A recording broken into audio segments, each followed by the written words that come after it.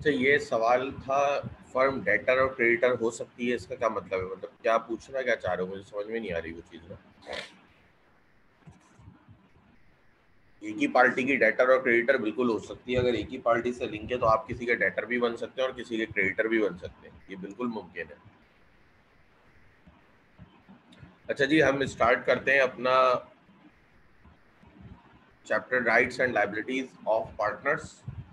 ठीक है, और इस चैप्टर के बाद हमारा पार्टनरशिप बहुत कम रह जाएगा, तो नेक्स्ट वीक में शायद फ्राइडे थर्सडे को हमारा पार्टनरशिप एक्ट भी खत्म हो जाएगा और हम अपना नया एक्ट शुरू करेंगे, सेल ऑफ गुड्स एक्ट। ठीक है,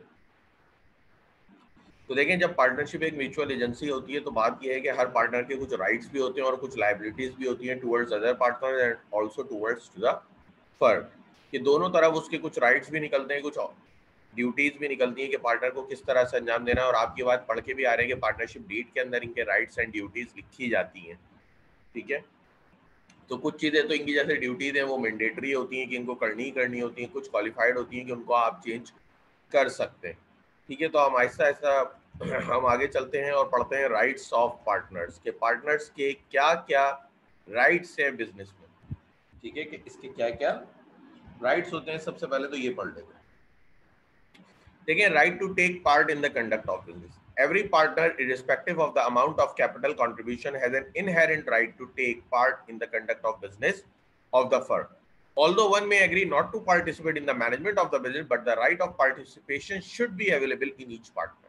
देखिए, वो बात कह रहे हैं कि right to take part in the conduct of the business के हर पार्टनर के पास ये राइट है कि वो बिजनेस में एक्टिवली पार्टिसिपेट कर सकता है, उसकी डिसीजन मेकिंग में हिस्सा लेता है, सारी चीजों में हिस्सा ले सकता है। ठीक है, उसके बाद पार्टिसिपेशन राइट है। वो अलग बात है कि आप वो खुद ना करना चाहे कि नहीं मैं स्लीपिंग पार्टनर रहना चाहता हूं, मैं पार्टनरशिप के पार्टिसिपेशन नहीं करना चाहता, ये अलग बात है। लेकिन ये ऑप्शन हर पार्टनर के पास अवेलेबल है कि वो एक्टिव पार्टनर बन सकता है। ठीक है, वो एक्टिवली चीजों को परफॉर्म कर सकता है। नेक्स्ट है right to be consulted. Every partner has a right to be consulted and heard before any matter is decided. Any difference arising as to ordinary matters connected with the business may be decided by a majority of the partner, but no change may be made in the nature of the business or constitution of partnership. देखिए, वो कहते हैं कि right to be consulted, कि हर partner के पास ये right है कि उससे कोई भी डिसीजन लेने से पहले मशवरा लिया जाए। ये उसका राइट है कि वो फ्रीली अपना ओपिनियन जो है वो एक्सप्रेस करे तमाम पार्टनर्स के सामने। हाँ, कोई छोटा मोटा डिसीजन है तो वो ठीक है, मेजॉरिटी ऑफ पार्टनर डिसाइड कर सकते हैं, लेकिन कोई ऐसा डिसीजन है जिससे पार्टनरशिप का कॉन्स्टिट्यूशन चेंज हो रहा है, एग्रीमेंट ही चेंज हो रहा है, या जिससे नेचर ऑफ बिजनेस चेंज हो रही है। फॉर एग्जाम्पल, आप पहले दूसरी प्रोडक्ट बनाते थे, आज आप फैसला कर रहे हैं कि नहीं हम दूसरी प्रोडक्ट बनाएंगे। ठीक है, मतलब आप अपनी प्रोडक्ट चेंज कर रहे हैं, नेचर चेंज कर रहे हैं, या एक नया पार्टनर एडमिट कर रहे हैं आप। ठीक है, तो ऐसी सूरत हाल में बिजनेस का कॉन्स्टिट्यूशन चेंज हो रहा है, तो इसी वजह से आपको जरूरी है कि कंसल्ट किया जाए। हाँ, छोटा मोटा कोई है, फॉर एग्जाम्पल किसी का इंक्रीमेंट लगाना है, ये लगाना है, ये छोटे मोटे मैटर है बिजनेस के, तो ये तमाम चीजें जो है ये एक मेजॉरिटी ऑफ पार्टनर डिसाइड कर सकते हैं। लेकिन अगर कोई ऐसा जिससे बिजनेस की नेचर चेंज हो रही हो, कोई बड़ा डिसीजन है, तो हर पार्टनर का ये राइट है कि वो फ्रीली एक्सप्रेस करे अपना ओपिनियन और उससे कंसल्ट किया जाए। मजीद आगे बढ़ते हैं।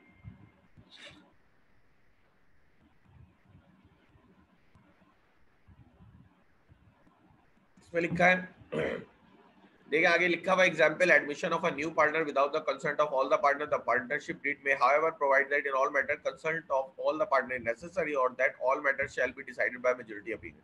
It may be noted that majority powers should be exercised in good faith for the benefit of the firm. If the majority of the partner decided to expel a partner without sufficient cause, the expulsion would be set aside. देखिए, एक और बात आगे बड़ी सही लिखी भी है कि ये भी जरूरी है कि जो मेजॉरिटी ऑफ पार्टनर्स आप मैटर डिसाइड करेंगे वो बिजनेस के बेनिफिट में होने चाहिए। अगर मेजॉरिटी मिलके ये डिसाइड करे कि हम फला पार्टनर को बिजनेस से निकाल लें, तो ये और ये वो गुड फेथ में नहीं कर रहे बिजनेस के। ठीक है, एक सफिशिएंट कॉस्ट के बिना कर रहे हैं। मतलब अगर किसी को आपने एक्सपेल करना है तो आपने सफिशिएंट कॉस्ट चाहिए होता है कि आप प्रॉपर उसको कॉस्ट बताएंगे कि हम आपको क्यों एक्सपेल कर रहे हैं, मतलब क्यों हम आपको पार्टनरशिप बिजनेस से अपने निकालना चाह रहे हैं। लेकिन अगर आप सफिशिएंट कॉस्ट नहीं दे रहे और सिर्फ मेजॉरिटी मिलकर डिसाइड कर ले अपनी पर्सनल ग्रेजेस के ऊपर कि भाई हम जो है इनको निकालना चाह रहे हैं अपने बिजनेस से, तो ये सेट असाइड हो जाएगा। वो एक्सपल्जन एक इनवैलिड एक्सपल्जन होगी, काबिल कबूल नहीं होगी। तो ये भी जरूरी है कि मेजॉरिटी ऑफ पार्टनर जब भी कोई डिसीजन डिसाइड करेगी तो फर्म के बेनिफिट में होना चाहिए और बोनाफाइड इंटेंशन के तहत होना चाहिए, ठीक है। अदरवाइज कोई भी डिसीजन हो, हर पार्टनर का ये राइट है कि वो फ्रीली अपना ओपिनियन जो है वो एक्सप्रेस करे, मशवरा दे उन्हें और उससे मशवरा लेके ही डिसीजन किया जाए, ये भी उसका राइट है। फिर है right of access to books.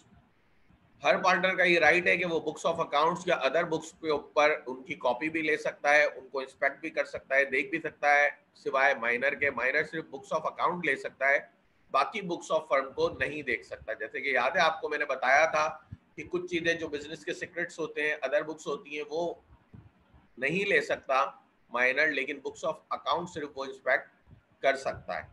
लेकिन हर पार्टनर का ये राइट है कि वो तमाम बुक्स की कॉपी भी ले सकता है और वो बुक्स ऑफ अकाउंट्स वगैरह को इंस्पेक्ट भी कर सकता है।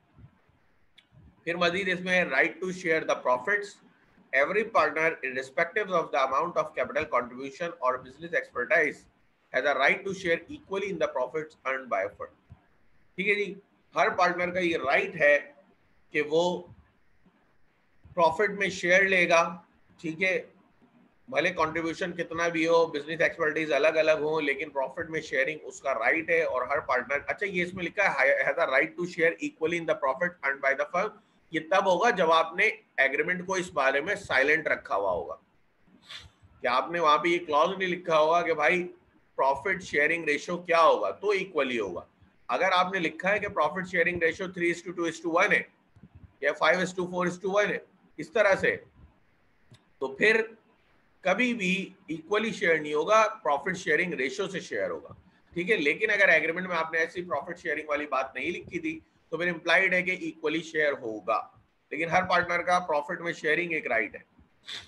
फिर मजीद right to interest on capital, where a partner is entitled to interest on capital subscribe by him, such interest shall be payable only out of profits. कहते हैं कि ये भी पार्टनर का राइट है कि वो कैपिटल जो उन्होंने इन्वेस्ट किया है उस पर इंटरेस्ट लेंगे, लेकिन वो इंटरेस्ट हमेशा प्रॉफिट में से पे किया जाएगा। कोई अपने घर से लाके या जो कैपिटल इन्वेस्ट है उनमें से पे नहीं करेंगे आप, वरना तो आपके बिजनेस का कैपिटल कम होता रहेगा, ठीक है। वो पे कब होगा, वो सिर्फ तब पे होगा जब प्रॉफिट्स में होगा आपको, तो प्रॉफिट में से पे होगा, ठीक है।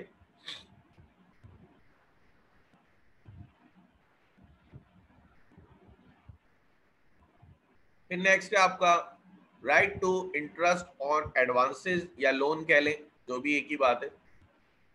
Where a partner makes for the purpose of business any payment or advance beyond the amount of capital he has agreed to subscribe, he is entitled to interest thereon at the rate of 6% per annum। ठीक है जी, ये भी बात वही है कि अगर कोई पार्टनर जो है वो इंटरेस्ट वगैरह देता है फर्म को या एडवांस वगैरह देता है, लोन वगैरह देता है, तो उसको 6% इंटरेस्ट पर एनम पे इंटरेस्ट मिलेगा। लेकिन इसमें भी बात वही है कि अगर इंटरेस्ट रेट डिसाइड है तो आप प्रॉफिट उस पर जाएंगे एग्रीमेंट पे, लेकिन अगर इंटरेस्ट रेट डिसाइड नहीं हुआ हुआ तो फिर आप 6% पर एनम उसको इंटरेस्ट मिलेगा, अगर वो फर्म को कोई लोन वोन प्रोवाइड करता है तो, ठीक है। फिर अगला है right to indemnity. Every partner has a right to claim indemnity from the firm in respect of payment made और लाइबिलिटीज इनकर्ड। देखिए राइट टू बी इंडेमनिफाइड हर पार्टनर का ये राइट होता है, क्योंकि आपको पता है पार्टनरशिप एक म्यूचुअल एजेंसी है, ठीक है। हर पार्टनर एक दूसरे पार्टनर का एजेंट है, तो हर पार्टनर जो है वो फर्म को बाउंड भी कर सकता है कहीं पे भी, तो ये भी एक राइट है कि उसको इंडेमनिफाई भी किया जाएगा।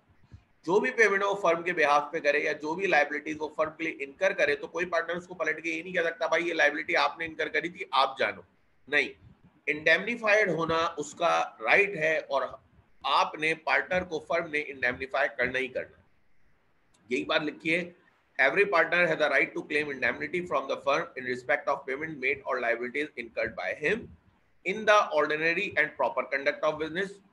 पहली बात कि अगर ऑर्डिनरी या प्रॉपर कंडक्ट एक नॉर्मल सर्कमस्टांसेस है उसमें भी अगर पार्टनर कोई लाइबिलिटी या कोई पेमेंट वगैरह कर रहा है फर्म के बिहाफ पे, तो उसको इंडेमनिफाई किया जाएगा, बाकी पार्टनर भी उसको उसमें सपोर्ट करेंगे। ये नहीं कह सकते कि आपने किया है आप भुगते, नहीं। B, in doing such act in an emergency for the purpose of protecting the firm from loss as would be done by a person of ordinary prudence in his own case under similar circumstances। पहली बात कह रहे थे कि भाई normal conduct of business normal scenario में भी आपने उसको इंडेमनिफाई करना है। दूसरी बात अगर वो कोई इमरजेंसी में ऐसा एक्ट करता है जो कि फर्म को प्रोटेक्ट कर रही है, बिल्कुल वैसे ही फर्म को प्रोटेक्ट कर रही है किसी लॉस से, और वो एक्ट वो बिल्कुल वैसे ही डिसाइड कर रहा है जैसे कि वो अपने पर्सनल केस में करता, पर्सनल लॉस की सूरत में करता, तो ऐसी इमरजेंसी की सूरत में भी अगर कोई लायबिलिटी वगैरह इनकर हो जाती है तो भी उसको वो पे ऑफ करनी ही करनी है, फर्म ने इंडेमनीफाई करना है। ठीक है, दोनों सूरत हाल में। नॉर्मल कंडक्ट ऑफ बिजनेस में तो करना है, लेकिन अगर इमरजेंसी की सूरत हाल में वो कोई ऐसा डिसीजन लेता है फर्म को लॉस से बचाने के लिए जो कि वो अपने खुद के केस में भी लेता, अगर सारा पैसा उसी का लगा होता, तो ऐसी सूरत हाल में भी उसको इंडेमनीफाई करना है। अच्छा जी, कुछ राइट्स जो हैं वो खालिद महमूद चीमा साहब की किताब में भी हैं मजीद इसके अलावा, तो वो भी देख लेते हैं। अच्छा, एक तो है उनका right to act in emergency. ये बेसिकली उन्होंने ये जो 7वें पॉइंट का बी पार्ट है इसी को उन्होंने अलग अलग कर दिया ए और बी को, तो ये बन गया right to act in emergency. इसके अलावा आपका है right to give consent. Every partner has a right to prevent the introduction of a new partner unless his consent to that. कि जब भी एक नया पार्टनर एडमिट हो रहा होगा तो उस पर भी तमाम पार्टनर का कंसेंट लेना जरूरी है। ठीक है, उस पर भी तमाम पार्टनर का कंसेंट लेना जरूरी है। इस राइट को खालिद महमूद चीमा साहब ने अलग करके लिखा है, हमने राइट टू बी कंसल्टेड की उसमें ही इसको बयान किया था। फिर है राइट टू रिटायर, ये भी बेसिकली उसी की एक एक्सटेंशन है जो हमने राइट टू बी कंसल्टेड किया था कि a partner has a right to retire with the consent of all partners or according to the agreement where the partnership has will by giving a notice to all partners।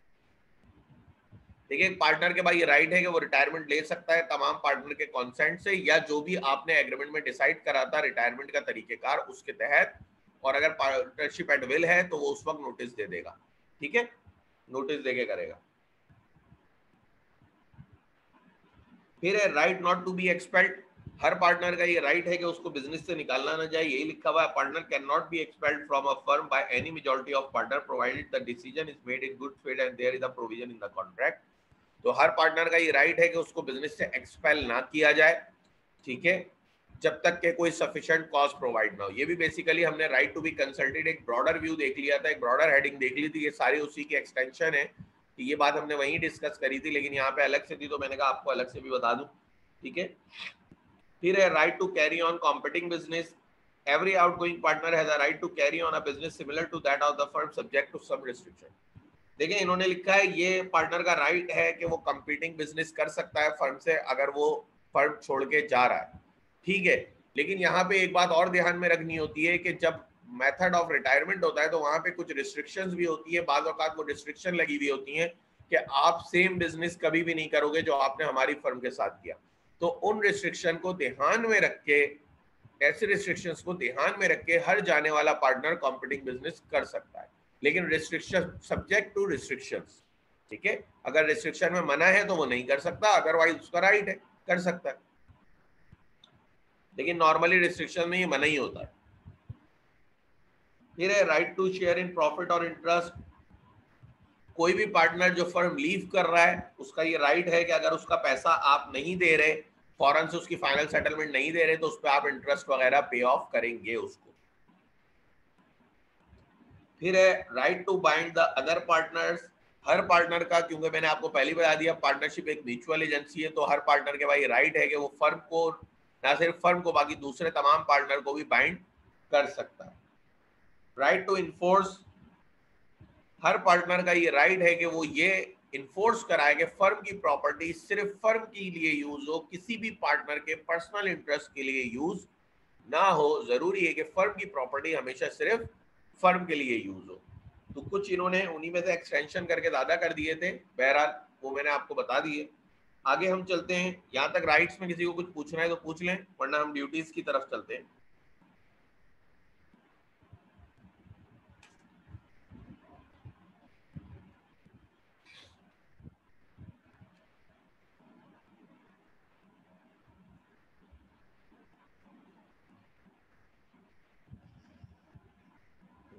ठीक है जी, आगे बढ़ते हैं।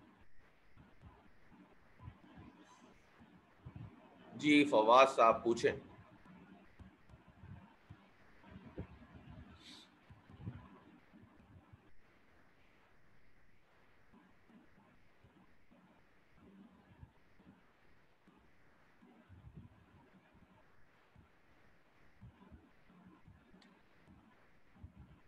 अच्छा जी, एक क्वेश्चन है, retirement के वक्त जो रिस्ट्रिक्शन होती है वो रीइंस्टेट ऑफ ट्रेड नहीं होगा? नहीं, आपने पढ़ा था ना, पार्टनरशिप एक एक्सेप्शन है, वहां पे आप पढ़े पार्टनरशिप एक एक्सेप्शन है, पार्टनरशिप को उन्होंने हटाया हुआ है, उसके अंदर एक्सेप्शन दी हुई है, ठीक है, वहां पे वो अप्लाई नहीं होता।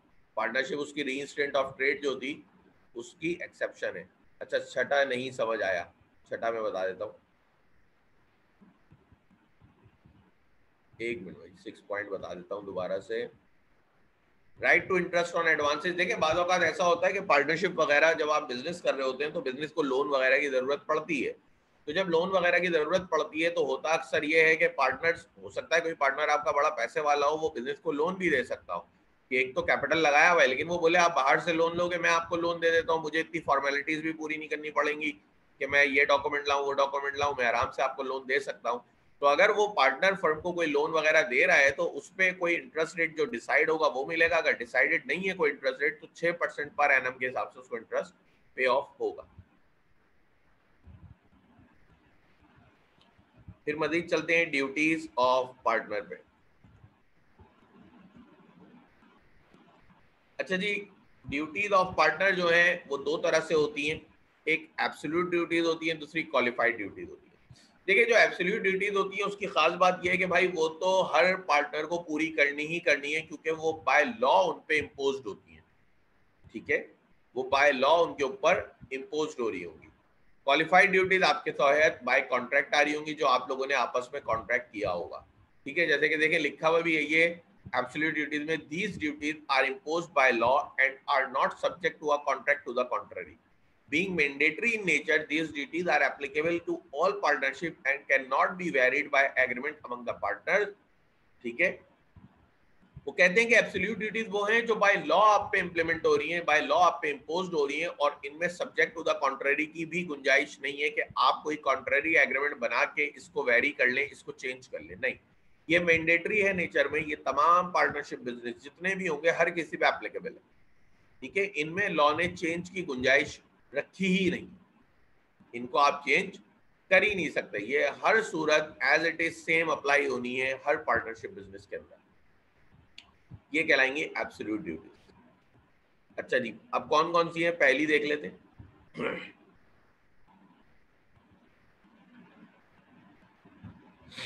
Duty to carry on the business to the greatest common advantage. Every partner is bound to carry on the business of the firm to the greatest common advantage. It implies that every partner must use his knowledge and skill for the benefit of the firm and not for his personal gain. He must conduct the business with the best of his ability and secure maximum benefits to the firm.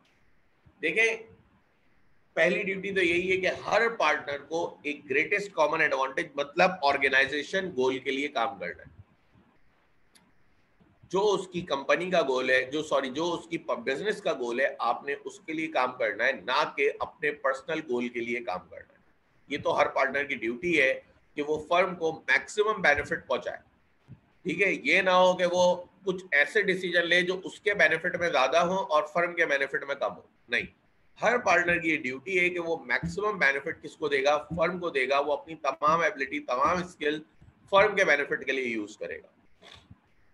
ये एक mandatory duty है जिसको आप change नहीं कर सकते कि कल को आप एग्रीमेंट में लिख लेंगे नहीं फला साहब जो है वो फर्म के बेनिफिट के लिए काम नहीं करेंगे, नहीं, ये मैंडेटरी ड्यूटी है, लॉ ने बोल दिया, इनको आप किसी भी सूरत चेंज नहीं कर सकते। तो पहली यही है कि हर पार्टनर एक ग्रेटेस्ट कॉमन एडवांटेज, एक फर्म के गोल के लिए काम करेगा और फर्म को मैक्सिमम प्रॉफिट सिक्योर कराने की कोशिश करेगा।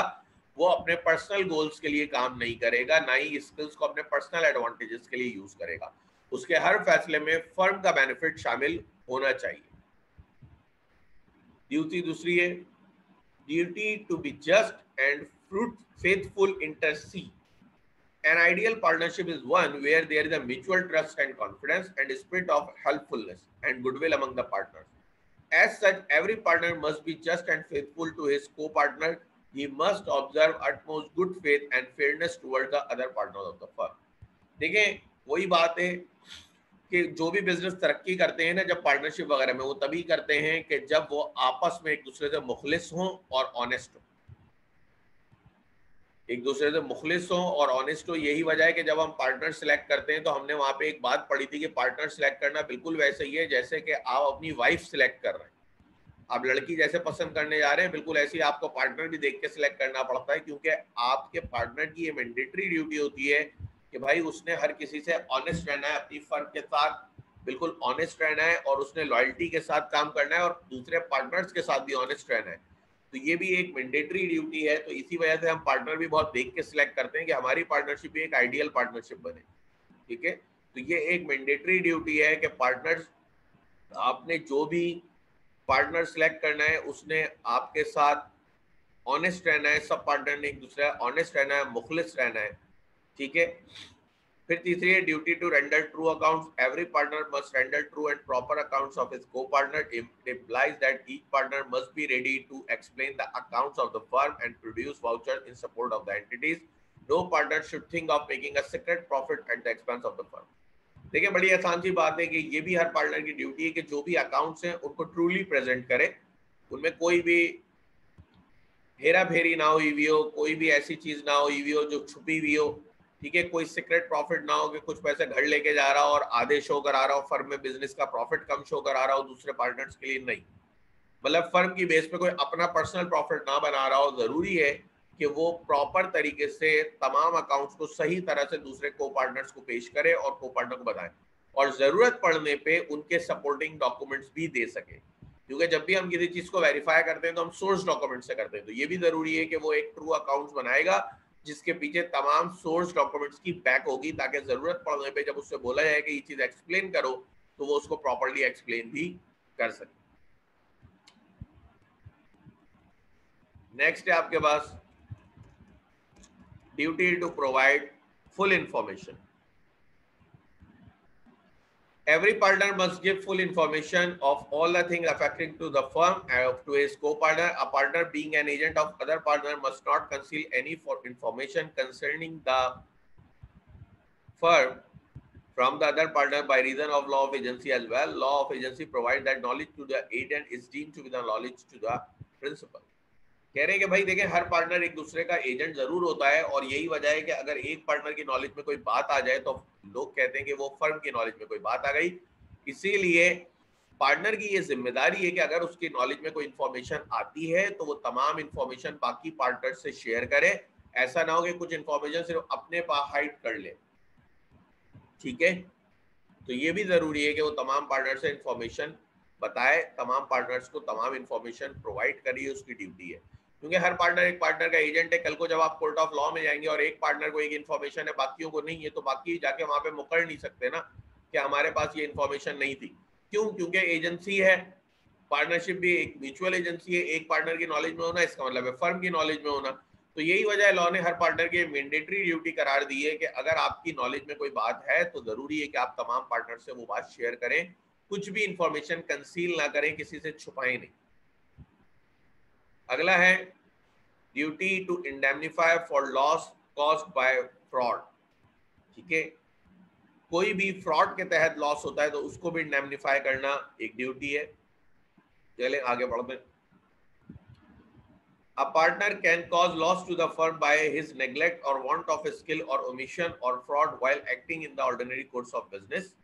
ठीक है जी, एक पार्टनर फर्म को लॉस किसी भी तरह से पहुंचा सकता है। देखिए उसकी नेग्लिजेंस भी हो सकती है, उसकी स्किल्स भी हो सकती हैं, या कोई चीज भूल गया, या वो फ्रॉड करके भी फर्म को लॉस पहुंचा सकता है।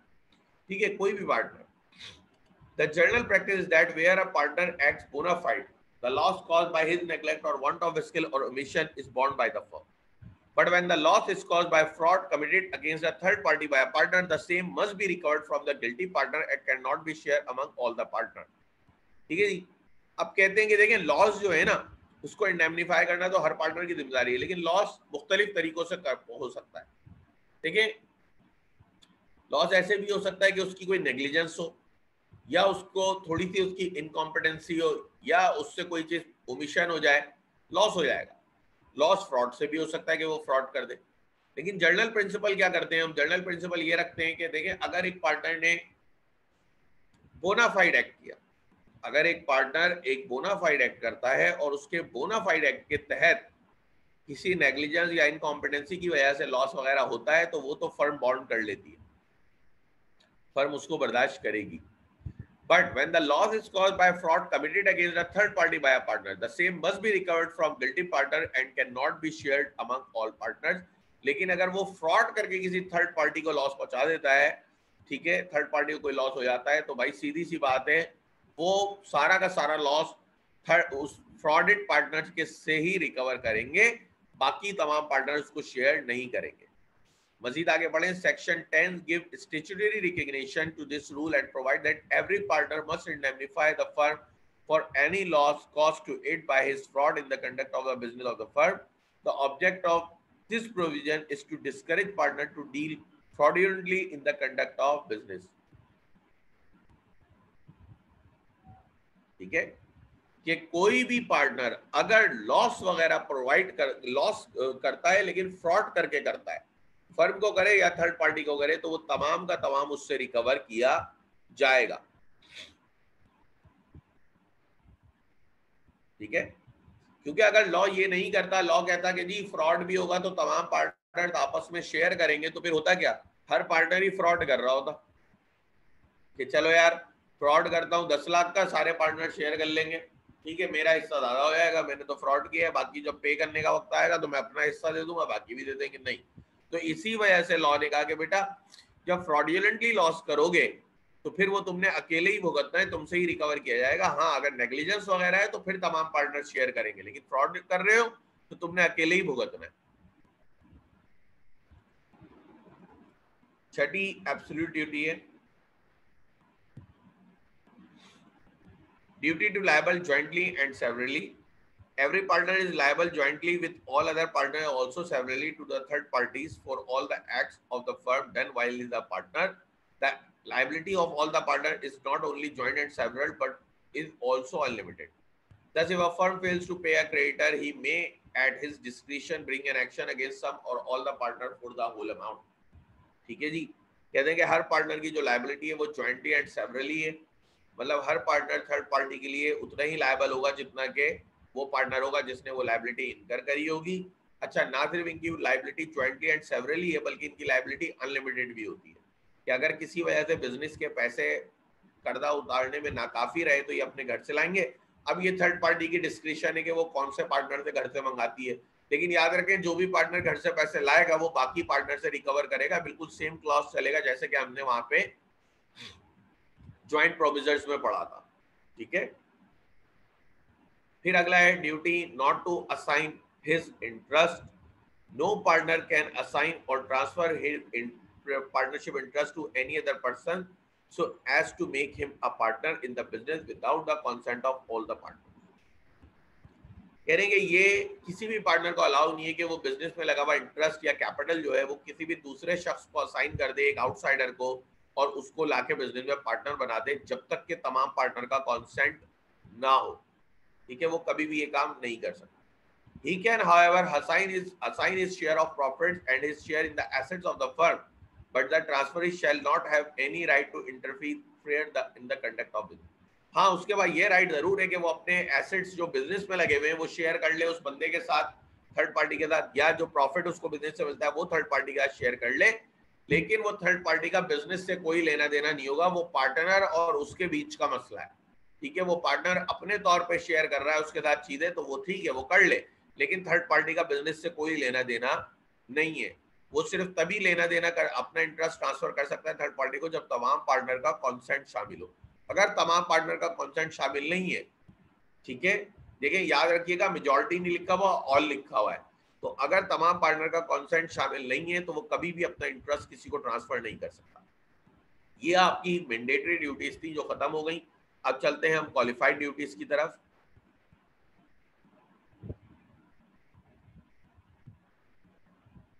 Duty to be liable jointly and severally बिल्कुल वैसे ही है जैसे कि आपने ज्वाइंट प्रोमिजर का केस पढ़ा था कि देखिए लायबिलिटी ज्वाइंट और सेवरल होती है। पार्टनरशिप में अगर कोई भी शख्स एक कॉन्ट्रैक्ट कर कर आता है और लायबिलिटी इनकर होती है तो बेसिकली उसके लिए पूरी फर्म लायबल हो जाती है। फर्म का मतलब है तमाम पार्टनर्स लायबल हो जाते हैं। तो अगर बिजनेस के एसेट्स कभी कम भी पड़ते हैं उस लायबिलिटी को पे ऑफ करने के लिए तो तमाम के तमाम पार्टनर्स मिल के पे करेंगे। अनलिमिटेड लायबिलिटी है आपकी। हाँ, ये थर्ड पार्टी की डिस्क्रिप्शन है, वो किसी एक पार्टनर से भी बोल सकती है कि आप मुझे पे करें, लेकिन देखिए अगर वो एक पार्टनर भी पे करेगा तो बाकी पार्टनर से वो रिकवर करेगा। तो ज्वाइंट एंड सेवरली के मायने यही होते हैं, जैसे कि आपने सेम केस ज्वाइंट प्रोमिसर्स में पढ़ा था कि लायबिलिटी एक पार्टनर की हो तो वो आपस में ज्वाइंट और सेवरल होती है, शेयर हुई भी होती है बाकी सबसे। अच्छा जी, क्वालिफाइड ड्यूटीज में आ जाए। और किसी को कुछ पूछना है एब्सोल्यूट ड्यूटीज से?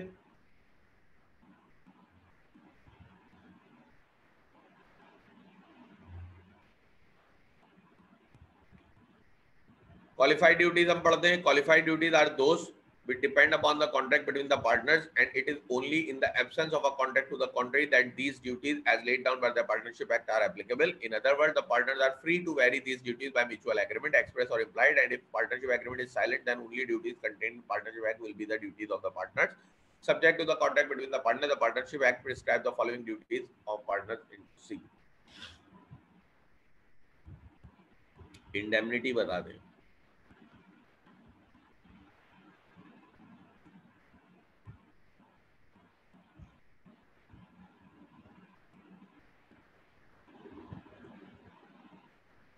देखिए, duty to indemnify for loss caused by fraud. देखिए, पार्टनरशिप बिजनेस में आप पार्टनर्स को या थर्ड पार्टी को नेग्लिजेंस, इनकॉम्पिटेंस, फ्रॉड, किसी भी तरह से लॉस अगर पहुंचाते हैं तो सिर्फ और सिर्फ जो नेग्लिजेंस और इनकॉम्पिटेंसी की वजह से आपने लॉस पहुंचाया होगा उसको बाकी पार्टनर्स आपके साथ शेयर करेंगे, आपको इंडेमनिफाई करेंगे।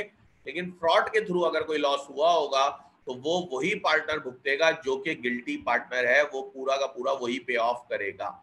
बस ये बात है। देखिए जी, क्वालिफाइड ड्यूटीज वो ड्यूटीज होती हैं जो कि कॉन्ट्रैक्ट के थ्रू वजूद में आती हैं। आप इनको कॉन्ट्रैक्ट के थ्रू बना सकते हैं, लेकिन लॉ ने भी कुछ लिखी है पार्टनरशिप एक्ट ने। लेकिन यहाँ पे पार्टनरशिप एक्ट ने आपको रिलीफ दिया है कि भाई आप चाहें तो इन ड्यूटीज को चेंज कर लें और जो भी ड्यूटीज आप बनाना चाह रहे हैं आप बना लें, आपकी मर्जी है। लेकिन अगर आपने पार्टनरशिप एग्रीमेंट में कोई ड्यूटीज मेंशन नहीं करी क्वालिफाइड, तो फिर सीधी सी बात यह है कि जो लॉ में लिखी हुई है, जो हम पढ़ने जा रहे हैं आगे, फिर ये कि ये वाली सारी एप्लीकेबल हो जाएंगी। लेकिन अगर आप चाहें आप कॉन्ट्रैक्ट बनाएं तो कॉन्ट्रैक्ट के अंदर आप इनको चेंज भी कर सकते हैं, आप इनको आगे पीछे कुछ भी कर सकते हैं, ठीक है। लेकिन अगर आप कुछ ऐसा काम नहीं कर रहे, आप कॉन्ट्रैक्ट नहीं बना रहे, वो कॉन्ट्रैक्ट के अंदर ड्यूटीज नहीं लिख रहे, तो फिर जो पार्टनरशिप एक्ट ने लिखी है वो तमाम की तमाम उस पर अप्लाई हो रही होगी। तो हम वही पढ़ेंगे जो पार्टनरशिप एक्ट ने लिखी है, क्योंकि अगर एग्रीमेंट वाली देखें तो वो तो पार्टनर फ्री विल है, वो कुछ भी बना सकते हैं। अच्छा जी, पहली है duty to attend diligently to his duties. देखिए, सबसे पहली बात तो हर पार्टनर की ये ड्यूटी है कि वो तमाम ड्यूटी को बखूबी अंजाम दे। जो भी उसकी जिम्मेदारियां हैं उनको अच्छे तरीके से निभाए, सबसे पहली जिम्मेदारी तो उसकी यही है, सबसे पहली ड्यूटी तो उसकी यही है। Every partner is bound to attend diligently to his duties in the conduct of the business. की सबसे पहली ड्यूटी तो यही है कि जो भी तमाम ड्यूटीज हैं उनको अच्छे तरीके से निभाएं। फिर है duty to work without remuneration. A partner is not entitled to receive remuneration for taking a part in the conduct of business. Partner की ये ड्यूटी है कि वो विदाउट रिम्यूनरेशन काम करेगा, क्योंकि वो तो प्रॉफिट शेयरिंग कर रहा है ना। वो रिम्यूनरेशन नहीं लेगा, मतलब सैलरी वगैरह नहीं ले सकता, ये उसकी ड्यूटी है, नहीं लेगा। लेकिन आप याद रखें कि लॉ ने कहा हुआ है कि अगर आप चाहें तो इन ड्यूटीज को चेंज कर सकते हैं, यानी अगर आप चाहें तो आप सैलरी वगैरह डिसाइड कर सकते हैं। और आप आगे शायद अकाउंटिंग में आपके टॉपिक अब पता नहीं है, लेकिन पहले पार्टनरशिप बिजनेस के जब हम इनकम डिस्ट्रीब्यूशन समरी बनाते थे तो वहां पे हम देखते थे कि पार्टनर्स को सैलरी वगैरह भी मिल रही होती थी, ठीक है। तो क्यों? क्योंकि लॉ ने यहाँ पे आपको रिलीफ दिया हुआ है, आप चाहें तो इस ड्यूटी को चेंज कर दें। आप बोले नहीं, हम तो सैलरी लेंगे, ठीक है, आप ये काम कर सकते हैं। लेकिन अगर आप साइलेंट रखते हैं अपने कॉन्ट्रैक्ट को इस मामले में, ड्यूटी क्वालिफाइड ड्यूटीज के मामले में, तो फिर लॉ कहता है कि आप विदाउट रिम्यूनरेशन काम करेंगे। इसमें कॉन्ट्रैक्ट टू कॉन्ट्ररी हो सकता है। भाई, जितनी क्वालिफाइड ड्यूटीज है सब में कॉन्ट्रैक्ट टू कॉन्ट्ररी हो सकता है, सब में लॉ ने रिलीफ दिया हुआ है। एब्सोल्यूट ड्यूटीज मैंडेटरी हैं, वही इंप्लीमेंट होंगी, कोई उसमें चेंज नहीं कर सकते। लेकिन क्वालिफाइड ड्यूटीज जितनी भी है लॉ ने कहा हुआ है आप सबको चाहे तो चेंज कर लें। लेकिन अगर आप कुछ एग्रीमेंट में नहीं लिख रहे, चेंज नहीं कर रहे, तो फिर यही वाली जो लिखी हुई है यही सारी एप्लीकेबल हो जाती है।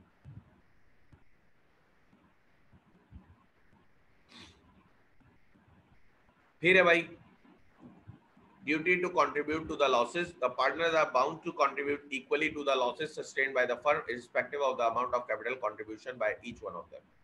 देखिए ये भी पार्टनर्स की ड्यूटी है कि वो लॉसेज में कंट्रीब्यूट करेंगे इक्वली, लेकिन बात वही है सब्जेक्ट टू द कॉन्ट्रैक्ट है, कॉन्ट्रैक्ट में क्या उनका रेशियो लिखा हुआ है, चेंज भी हो सकता है, लेकिन अगर कॉन्ट्रैक्ट साइलेंट है तो इक्वली कंट्रीब्यूट करेंगे लॉसेज में, ये ड्यूटी है।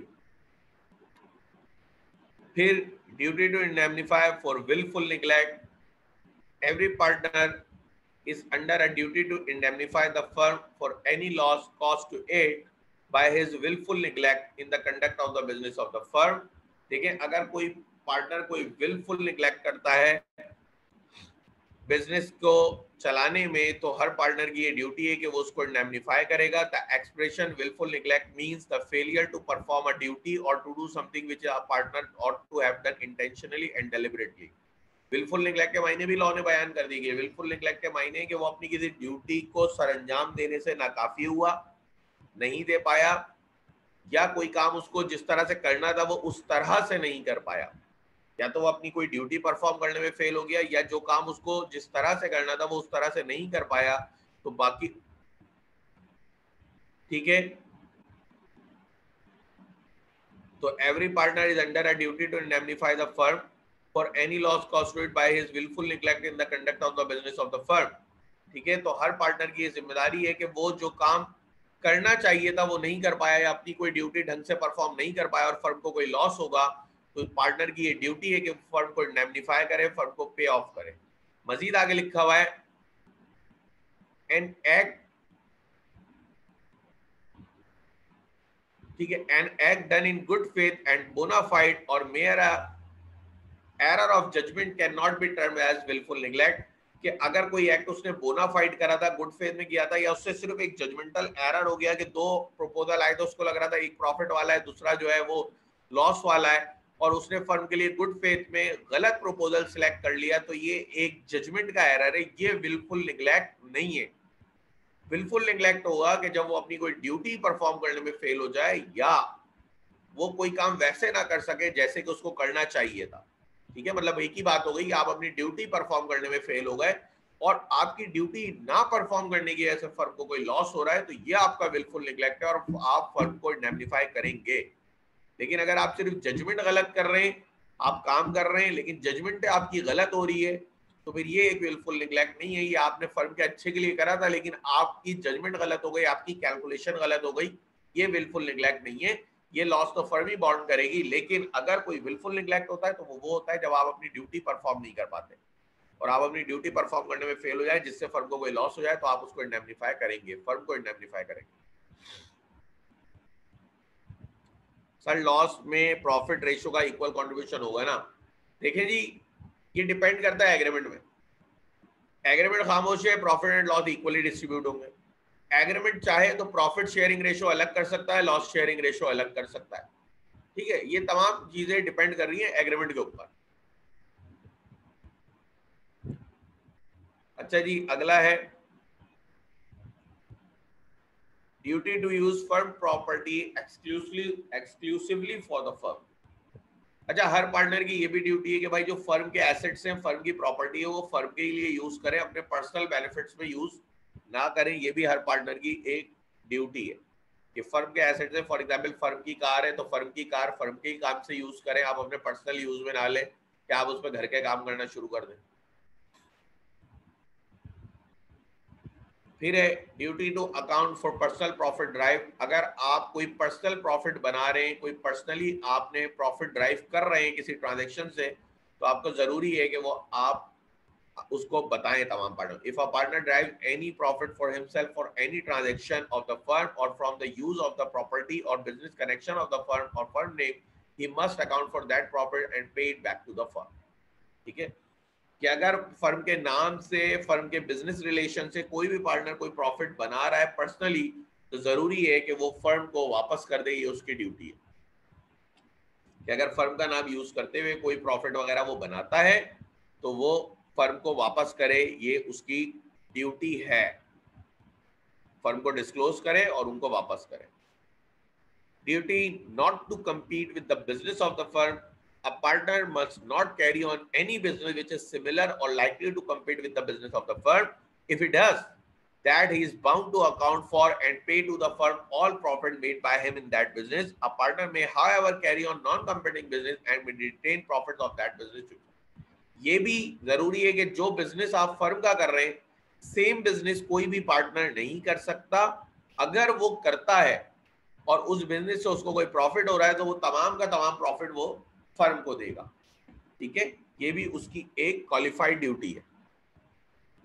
हाँ, अगर वो कोई दूसरा बिजनेस कर रहा है, फॉर एग्जांपल फर्म है टेक्सटाइल की, वो बिजनेस कर रहा है फूड इंडस्ट्री में पर्सनल, तो वो कर सकता है, उसमें कोई मसला नहीं है.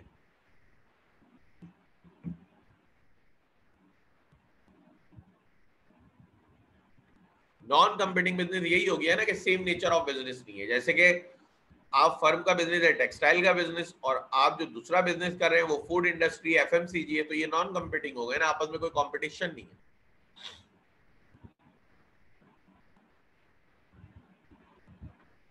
ठीक है जी, यहाँ पे आपकी क्वालिफाइड ड्यूटीज हो जाती है. एंड हम आगे चलते हैं.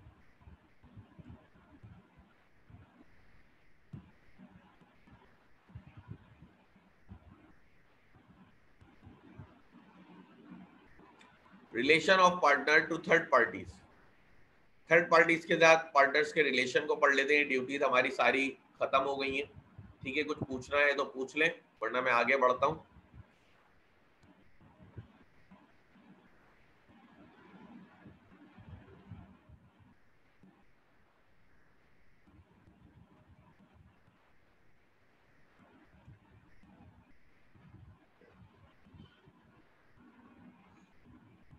चलिए जी, आगे चलते हैं. Relation of partners to third parties. We have already seen that the mutual agency between the partner is one of the essential element of a partnership, and therefore each partner is the both principal and agent for the other, and each is bound by the other contract is carrying on the trade. Section 18 declares that from the point of view of the third party, the partner is an agent of the firm for the purpose of the business of the firm. As such, even if only one partner acts on behalf of the firm, the third party can make all the partners of the firm liable. It is important to note that one partner can make other partners liable towards the third party only if the act within the scope of his express or implied authority. देखिए जी, बड़ी आसान सी बात है, वही बात जो हम शुरू से पढ़ते आ रहे हैं कि पार्टनरशिप क्योंकि एक म्यूचुअल एजेंसी है, जो कि हमने बाकायदा तौर पे उसके डेफिनेशन से देखा था कि पार्टनरशिप जो है वो एक म्यूचुअल एजेंसी है. तो जब पार्टनरशिप एक म्यूचुअल एजेंसी है तो बात यह है कि हर पार्टनर थर्ड पार्टी के लिए ये राइट होता है कि हर पार्टनर जो है वो थर्ड पार्टी से कोई भी कॉन्ट्रैक्ट करके पूरी फर्म को लायबल ठहरा सकता है और पूरी फर्म को बाउंड कर सकता है, क्योंकि हर पार्टनर एक दूसरे पार्टनर का प्रिंसिपल भी है और एजेंट भी है. ठीक है, तो यही वजह है कि थर्ड पार्टी के लिए हर पार्टनर कोई भी एक्ट करके फर्म को लायबल ठहरा सकता है, लेकिन वो एक्ट जरूरी है कि उसकी एक्सप्रेस या तो इम्प्लाइड अथॉरिटी के अंदर होना चाहिए, या तो एक्सप्रेस अथॉरिटी हो या उसकी इम्प्लाइड अथॉरिटी हो, उनके अंदर होना चाहिए, तो फिर तो ये चीज मुमकिन है. ठीक है,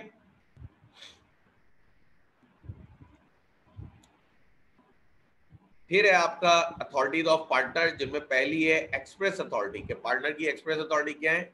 एक्सप्रेस आपको पता है जो एक्सप्रेस की जाए, where a partner is expressly authorized by an agreement of all the partner to do certain acts on behalf of the firm, it is called express authority of a partner. The firm is bound by all acts of a partner done within the scope of his express authority, even if the acts are not within the scope of partnership business. देखिए जी, express authority देते हुए आपने बहुत ध्यान रखना होता है कि आपने पार्टनर को कितनी अथॉरिटी एक्सप्रेस करनी है, क्योंकि देखिए एक्सप्रेस अथॉरिटी वो है जो आप उसको एग्रीमेंट के तहत अपनी मर्जी से दे रहे हैं.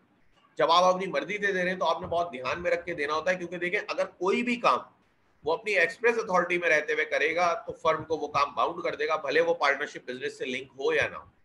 अगर आपने उसको ऐसी अथॉरिटी दी है जो आपके पार्टनरशिप बिजनेस से बाहर है, तो भी अगर वो कोई एक्ट करेगा तो भी आप बाउंड हो जाएंगे. ठीक है, तो एक्सप्रेस अथॉरिटी इंसान को बहुत देख के अपने पार्टनर्स को देनी चाहिए, बहुत देख के डिसाइड होती है, क्योंकि लाजमी बात है कोई भी एक्ट वो करेगा वो पूरी फर्म को बाउंड कर देगा. तो ये पार्टनर की एक एक्सप्रेस अथॉरिटी होती है. अच्छा, एक मिनट, मैं चीमा साहब की किताब में भी देख लूं कोई ऐसी चीज ना हो जो हमारी रह गई हो.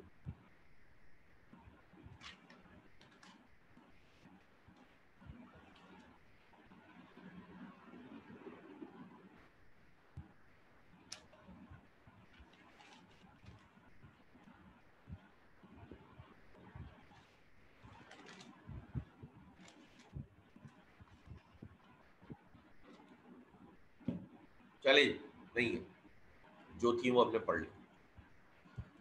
अच्छा, इम्प्लाइड अथॉरिटी ऑफ पार्टनर, आपको पता है जो कंडक्ट ऑफ बिजनेस से अथॉरिटीज आएंगी वो इम्प्लाइड अथॉरिटी होंगी, एक्सप्रेस वो होती हैं जो एक्सप्रेसली हमने बताई हो।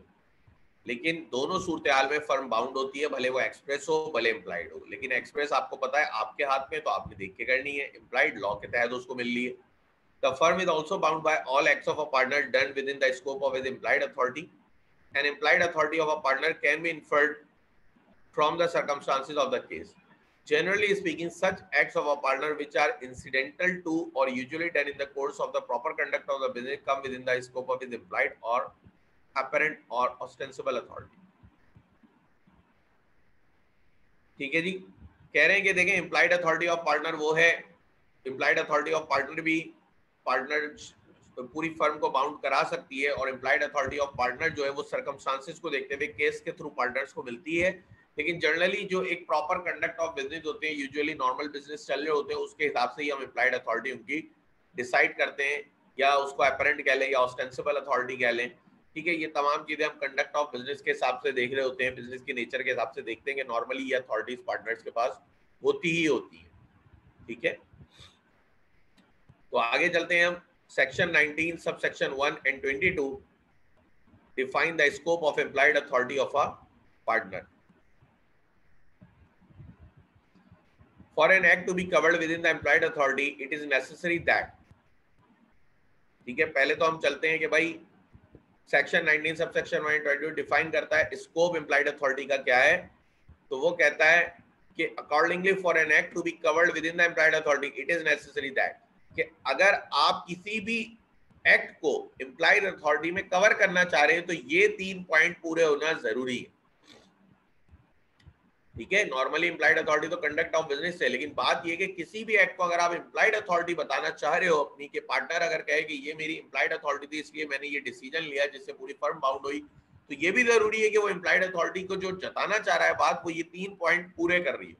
पहला, the act should be done for carrying on the business of the kind carrying on the firm, कि जो भी एक्ट उसने किया है बिजनेस सेलिंग वो वही हो जो के फर्म के जरिए होता है। Act should be done for carrying on the business of the kind carried on by the firm, कि जो भी एक्ट उसने बिजनेस के लिए किया है वो फर्म के लिए किया है, वो उसी तरह का है जैसे कि फर्म करती है। ठीक है, वो उसी से मिलना चाहिए।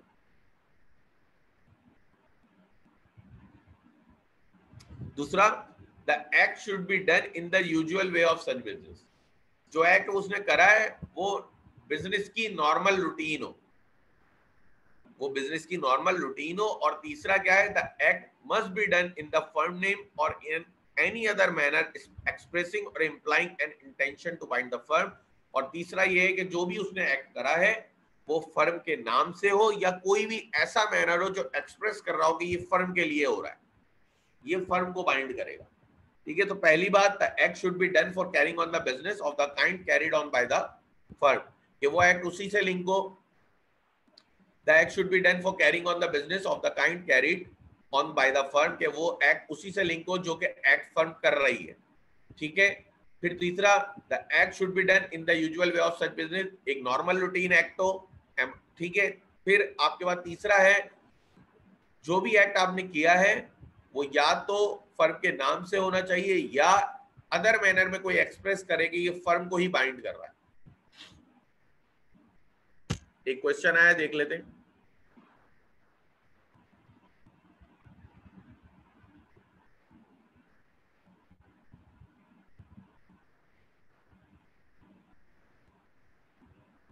देखिए पॉइंट है, दोबारा सुन लें। The act should be done for carrying on the business of the kind carried on by the firm, जो एक्ट आपने बिजनेस के लिए किया है वो एक्ट वैसे ही हो जैसे कि फर्म खुद से भी करती।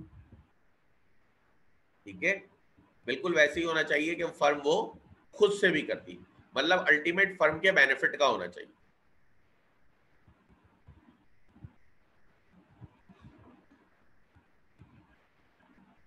फिर आगे पढ़ें। Thus, the implied authority of a partner cannot extend to his acts done beyond the scope of the business of the firm if, देखें बात वही है कि वो मजीद क्या बात उसमें लिखते हैं, कहते हैं कि ये भी याद रखिएगा कि इम्प्लाइड अथॉरिटी ऑफ पार्टनर जो है वो बिजनेस से बियॉन्ड नहीं होनी चाहिए, ठीक है। फॉर एग्जाम्पल ये पॉइंट ए से ही मैं रेफर करूंगा, जैसे पॉइंट ए है कि the act should be done for carrying on the business of the kind carried on by the firm. जैसे कि अगर मैं एक शुगर इंडस्ट्री में जॉब कर रहा हूं, मैं एक शुगर पार्टनर हूं, मैं वहां पे क्लोथ ऑर्डर नहीं कर सकता कि मैं क्लोथ ऑर्डर कर दूं और बोलूं ये मेरी इम्प्लाइड अथॉरिटी, नहीं, ये वो एक्ट नहीं है जिस एक्ट का फर्म मेरा बिजनेस करती है। तो जो भी एक्ट आप इम्प्लाइड अथॉरिटी में करेंगे जरूरी है कि वो फर्म उसी चीज में डील भी करती हो, उसी नेचर का हो। आप एक शुगर इंडस्ट्री में रह के आप क्लोथ मर्चेंट को ऑर्डर नहीं कर सकते कि कपड़ा पहुंचा दो, क्यों? क्योंकि क्लोथ इंडस्ट्री अलग है, मर्चेंट शुगर इंडस्ट्री अलग है। अब शुगर इंडस्ट्री में रह के मैं शुगर केन तो ऑर्डर कर सकता हूं, क्योंकि ये वो एक्ट है जो मैं कहूंगा मेरी इम्प्लाइड अथॉरिटी में अगर इसमें देखें तो ये तीनों बातें पूरी हो जाएंगी, ठीक है। एक तो ये उसी काइंड का बिजनेस है जिस काइंड का फर्म कर रही है मेरा काम, मतलब मैं वही चीज ऑर्डर कर रहा हूँ जिस काइंड में मेरी फर्म डील करती है। दूसरा, ये एक यूजुअल वे भी है कि गन्ने से ही शुगर बनती है। तीसरा, मुझे प्रेजेंट करना है फर्म के नाम से, मैं फर्म का नाम बता दूं या कोई दूसरा मैनर कर दूं, फर्म के अकाउंट से पेमेंट करवा रहा हूं या कुछ भी ऐसा मैनर कर रहा हूं यूज जिससे लगे कि ये बाइंड कर रही है फर्म को, ठीक है। तो हमेशा इम्प्लाइड अथॉरिटी वही अप्लाई होगी जो कि आपका स्कोप ऑफ बिजनेस होगा। बियॉन्ड स्कोप ऑफ बिजनेस कोई इम्प्लाइड अथॉरिटी नहीं होती। फिर आगे हम चलते हैं, आगे लिखा है इसी में, if in a firm of a cloth merchant a partner buys sugar that will outside the employed authority of the partner for which the firm cannot be bound. In case of trading or commercial firm, a partner in the exercise of his implied authority can bind the firm by any of the following acts. अब ये वो acts लिखे हैं जो उसकी implied authority में आते हैं। क्या क्या है?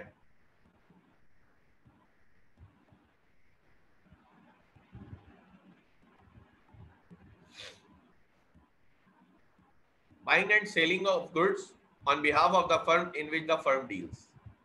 आप उन गुड्स की बाइंग एंड सेलिंग कर सकते हैं जिनमें फर्म डील करती है, फर्म के बिहाफ पे ही सारे काम होंगे इम्प्लाइड अथॉरिटी में, तो लाजमी सी बात है आप उन गुड्स की बाइंग एंड सेलिंग कर सकते हैं जिनमें फर्म डील करती है।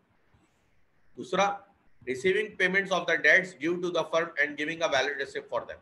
अगर कोई डेट था, कोई अकाउंट रिसीवेबल था, कलेक्ट हो रहा है, आप उसकी वैलिड रिसिप्ट दे सकते हैं और उसको कलेक्ट कर सकते हैं। तीसरा, contracting debts and paying debts on behalf of the firm. आप कोई भी लायबिलिटी भी इनकर कर सकते हैं और लायबिलिटी को पे भी कर सकते हैं फर्म के बिहाफ पे, लेकिन शर्त ये है कि लायबिलिटी लिंक फर्म के बिजनेस से ही होनी चाहिए, ठीक है। मतलब आप लोन वगैरह भी ले सकते हैं और लोन को पे ऑफ भी कर सकते हैं फर्म के बिहाफ के ऊपर। फिर चौथा है settling accounts with persons dealing with the firm. Accounts की सेटलमेंट भी कर सकते हैं आप, जो भी फर्म से डील करते हैं लोग उनके साथ, ठीक है। सेटल करना मतलब कोई सेट ऑफ करना है, कोई डेट रिकवरी के हवाले से था, कोई कॉम्प्रोमाइज है, ये तमाम चीजें आप कर लेंगे। Employing servant for the partnership firm, employ hiring आप कर सकते हैं फर्म के अंदर। फिर है छठा, ड्रॉइंग चेक्स एक्सेप्टिंग और endorsing bill of exchange and promissory notes in the name of the firm. अच्छा, चेक वगैरह ड्रॉ करना, चेक आपको पता है, बिल ऑफ एक्सचेंज और प्रोमिसरी नोट आपको नहीं पता होगा, ये हम जब नेगोशिएबल इंस्ट्रूमेंट पढ़ेंगे तो वहां पे इसको देखेंगे।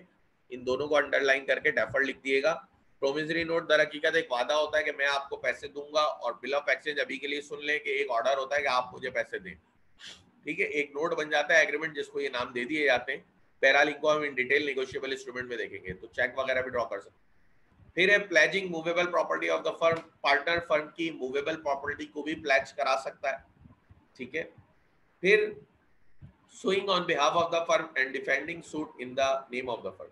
फर्म के बिहाफ पे किसी के ऊपर सूट भी फाइल कर सकता है और अगर फर्म पे कोई सूट हुआ हुआ है तो उसको डिफेंड कर भी सकता है। तो ये तमाम है जो उसकी इम्प्लाइड अथॉरिटी में 8 के 8 पॉइंट्स आ रहे हैं। लेकिन याद रखिएगा जब भी आप इन 8 में से कोई भी इम्प्लाइड अथॉरिटी का पॉइंट यूज करेंगे तो जो ऊपर 3 पॉइंट पढ़े हैं वो आपके पूरे होने चाहिए। जो ऊपर 3 पॉइंट पढ़े हैं आपने वो आपके पूरे होने चाहिए जब आप किसी को कहें कि ये मेरी इम्प्लाइड अथॉरिटी में आ रही थी चीज।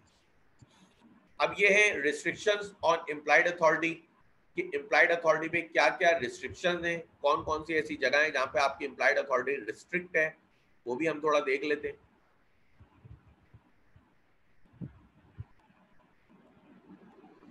certain acts have been statutorily excluded from the scope of implied authority of a partner, and a partner cannot therefore bind the firm by such act unless the usage or custom of trade permits him or all other partner expressly authorized him.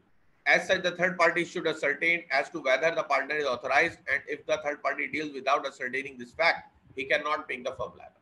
देखिए वो कहते हैं कि भाई ये वाली जो points हैं जो हम अभी आगे नीचे डिस्कस करेंगे, ये तमाम के तमाम वो हैं जिनको लॉ ने खुद कहा है कि पार्टनरशिप इम्प्लाइड अथॉरिटी में नहीं आते, और अगर पार्टनर इनमें से कोई पॉइंट यूज कर रहा है और थर्ड पार्टी बिलीव कर रही है, तो भाई थर्ड पार्टी के लिए जरूरी है कि वो पहले चेक करे कि ये तमाम पार्टनर्स की अथॉरिटी में है कि नहीं है, क्योंकि अगर वो चेक नहीं कर रहे तो थर्ड पार्टी पार्टनर को बाउंड नहीं कर सकती, क्योंकि लॉ ने खुद इसको एक्सक्लूड कर दिया कि ये पार्टनर की इम्प्लाइड अथॉरिटी नहीं है।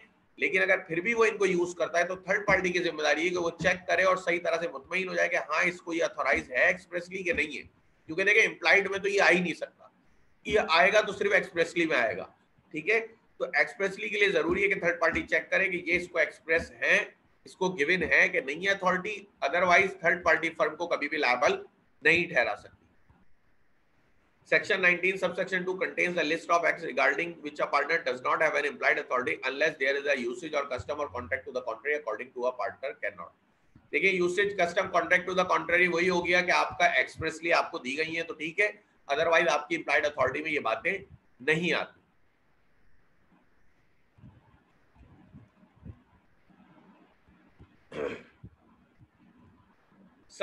Submit a dispute relating to the business of the firm to arbitration.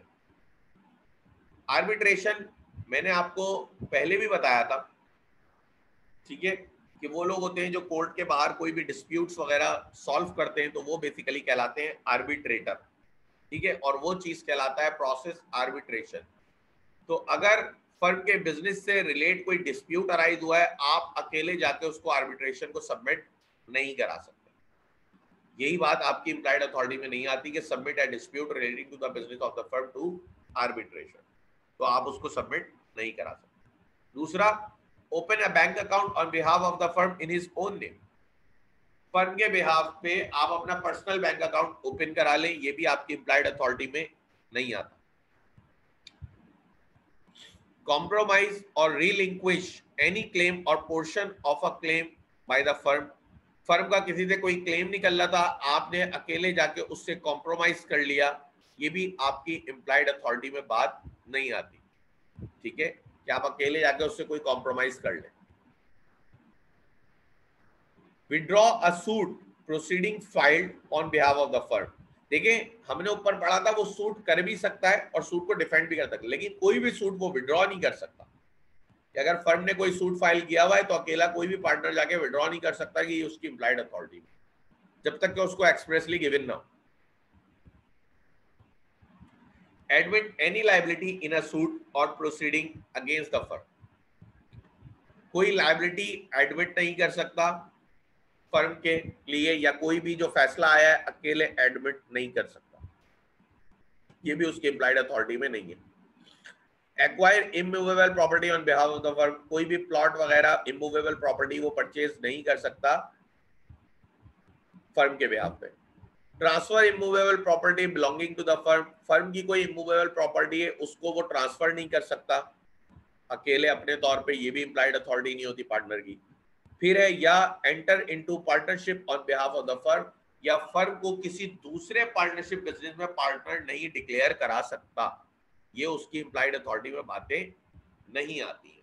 ठीक है जी, ये हो गई पार्टनर की इम्प्लाइड अथॉरिटी की रिस्ट्रिक्शंस, जो कि उसकी इम्प्लाइड अथॉरिटी में बातें नहीं आती। हाँ, अगर आप एक्सप्रेसली देना चाहें तो अलग बात है, आपने एक्सप्रेसली दे दी, लेकिन इम्प्लाइड अथॉरिटी के अंदर पार्टनर की ये बातें नहीं आती कि जैसे कि वो कोई मूवेबल प्रॉपर्टी परचेज कर ले या सेल कर दे। ठीक है, ये तमाम बातें उसकी इम्प्लाइड अथॉरिटी में नहीं आती। एक्सप्रेस में आप दे दें वो अलग बात है, क्योंकि एक्सप्रेस में तो देखें आपके ऊपर लॉ ने छोड़ा है ना, आप पार्टनर को जितना चाहे ऑथराइज कर दें। फिर है एक्सटेंशन और restriction of partners implied authority. The partners in a firm may by contract among themselves extend or restrict the implied authority of any partner when an act is done by a partner on behalf of the firm in the exercise of his extended implied authority. The person seeking to make the firm liable on such extended authority must prove such extension to his knowledge. ठीक है,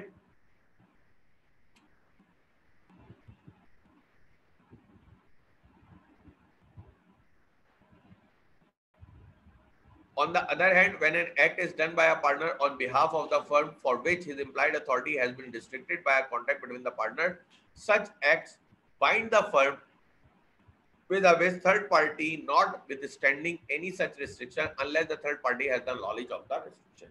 देखिए वो कहते हैं कि firm की जो implied authority है उसको रिस्ट्रिक्ट भी किया जाता है और उसको एक्सटेंड भी किया जा सकता है। जैसे कि देखिए ना, अगर इसमें एक बात लिखी है कि इम्प्लाइड अथॉरिटी में एक रिस्ट्रिक्शन है कि आप इमूवेबल प्रॉपर्टी जो है वो परचेज नहीं कर सकते, लेकिन एक्सटेंशन क्या है कि आपने उसको ये ग्रांट कर दी पार्टनर को कि वो कर सकता है, तो ये एक्सटेंशन हो गई। और रिस्ट्रिक्शन क्या है कि आपने जो ऑलरेडी उसको अथॉरिटीज दी हुई थी उसको कम कर दिया। ठीक है, फॉर एग्जाम्पल आपने हटा दिया कि तुम किसी पे सूट फाइल नहीं कर सकते, तो ये आपने रिस्ट्रिक्ट कर दी।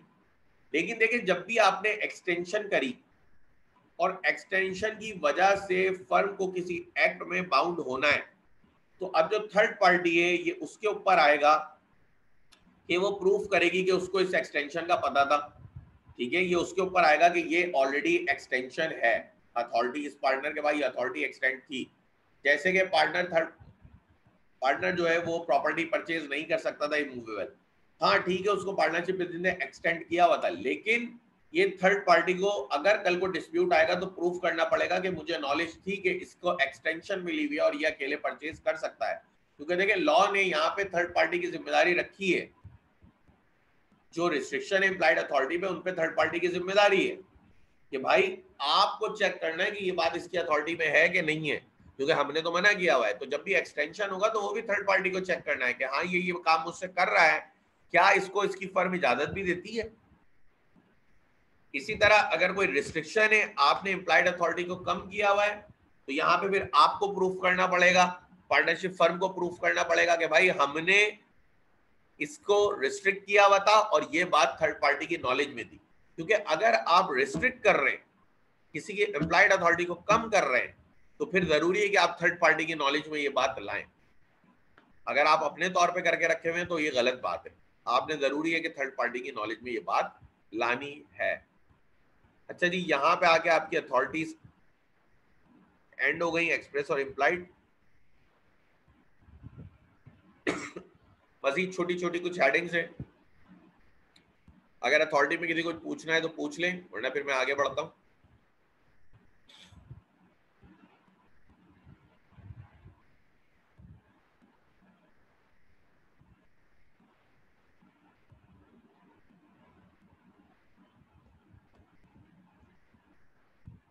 लास्ट हेडिंग दोबारा बता देता हूं। देखें जी, लास्ट हेडिंग बड़ी आसान सी है।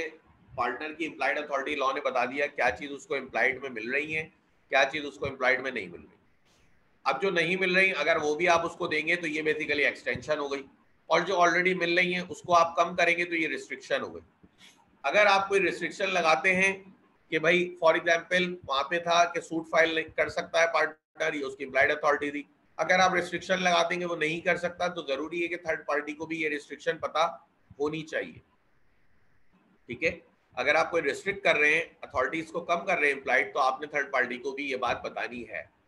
इसी तरह अगर आप कोई एक्सटेंशन कर रहे हैं, तो अब एक्सटेंशन की सूरत में थर्ड पार्टी को प्रूफ करना पड़ेगा कि भाई ये बात किसकी अथॉरिटी में थी, क्योंकि लॉ ने एक्सटेंशन नहीं दी हुई, आप ये पार्टनर अपनी मर्जी से दे रहे हैं, लॉ ने तो उसकी इम्प्लाइड अथॉरिटी को बताया हुआ है।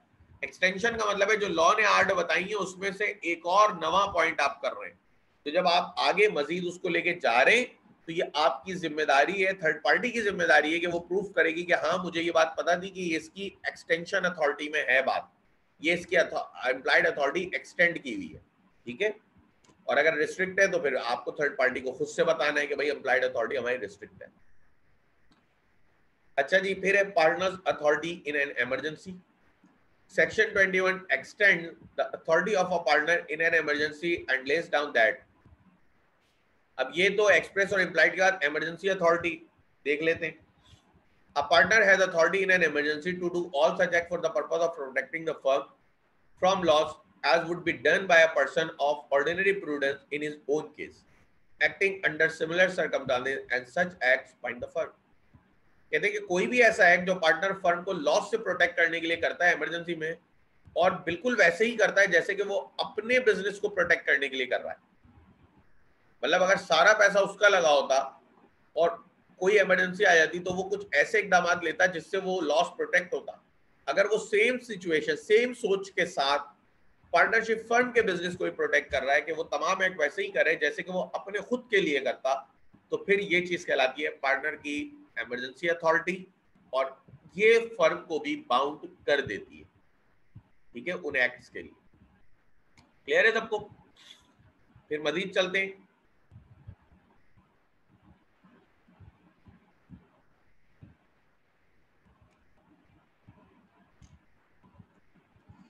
फिर है effect of admission by a partner. देखिए कोई भी बात अगर कोई पार्टनर एडमिट कर ले, अकेला ही भले, या रिप्रेजेंटेशन दे दे उसमें कि हाँ ये बात ऐसी थी, तो बेसिकली फर्म के अफेयर से ही लिंक होगी, लाजमी सी बात है, तो वो फर्म के अगेंस्ट में एक एविडेंस बन जाती है। एक ऑर्डिनरी कोर्स ऑफ बिजनेस में अगर फर्म कोई अगर कोई पार्टनर कोई लाइबिलिटी एडमिट कर लेता है खुद से, ठीक है, कि हाँ ये लाइबिलिटी थी, तो भाई ये फिर फर्म के लिए एक एविडेंस बन जाती है, फर्म के अफेयर्स के लिए, ठीक है, फर्म के खिलाफ एविडेंस में भी साबित हो सकती है। तो एडमिशन बाय पार्टनर का इफेक्ट ये आता है कि अगर पार्टनर कोई बात एडमिट कर ले या उस पर अपनी रिप्रेजेंटेशन दे दे, तो वो फर्म के खिलाफ एज अ एविडेंस भी यूज हो सकती है।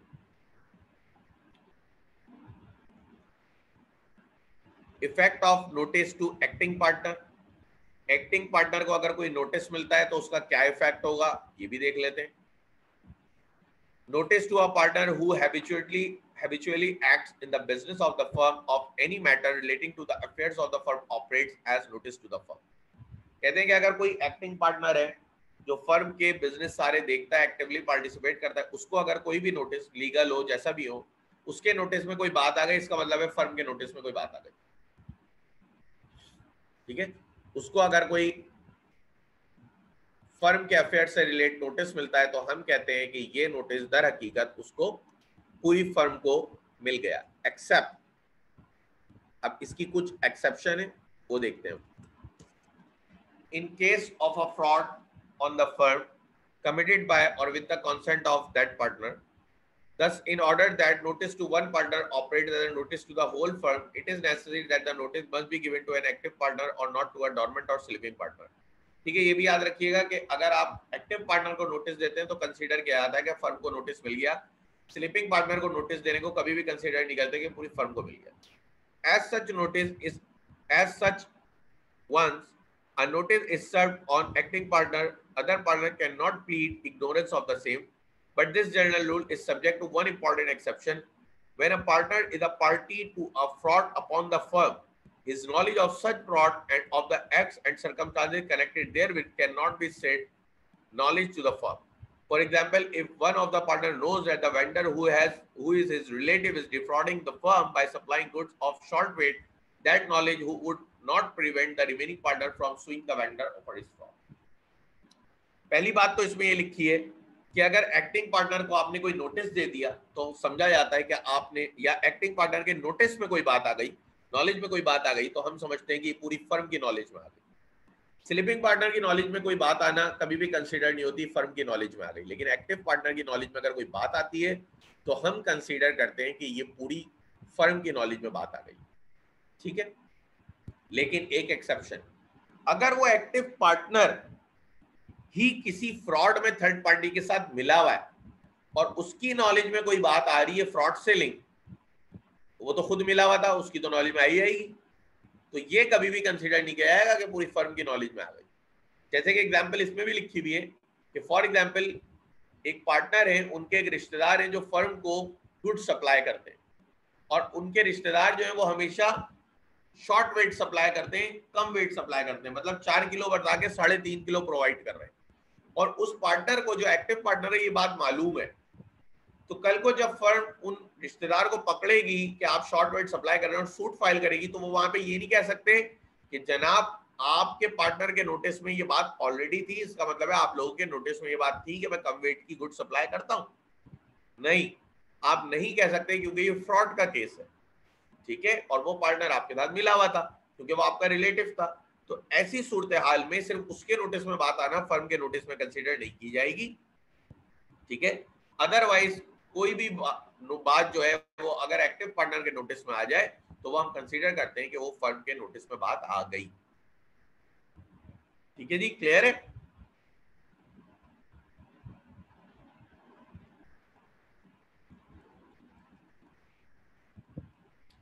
अब करते हैं ये तो तमाम बातें,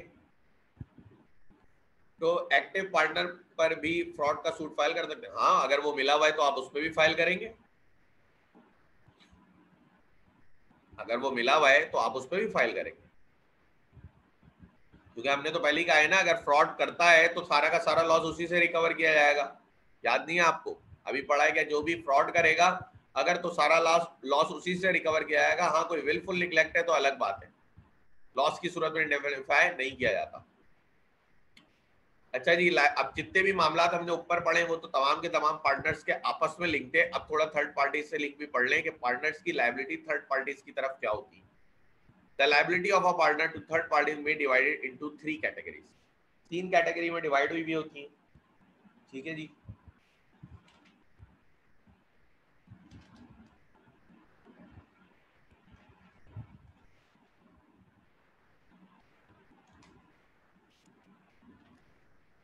तीन कैटेगरी में डिवाइड है। पहली, liability of a partner for acts of the firm, firm के एक्ट्स के लिए पार्टनर्स की क्या लायबिलिटी है। Every partner is liable jointly with all other partners and also severally for all acts of the firm done while he is the partner. Further, the liability of the partner is unlimited. ठीक है, वही बात है, देखें, by virtue of joint and several liability, a creditor of the firm has several causes of action. He can sue all the partners together or he can sue them separately, as between the partners themselves. By the partner paying for more than his share of the liability may claim contribution from the others according to the terms of the partnership agreement. वही बात है कि firm की third party के लिए क्या liability बनती है, तो सीधी सी बात है, अगर फर्म का कोई एक्ट है तो पार्टनर्स की लायबिलिटी आपस में ना सिर्फ जॉइंट एंड सेवरल है बल्कि अनलिमिटेड भी है, तो वो पे ऑफ करेंगे।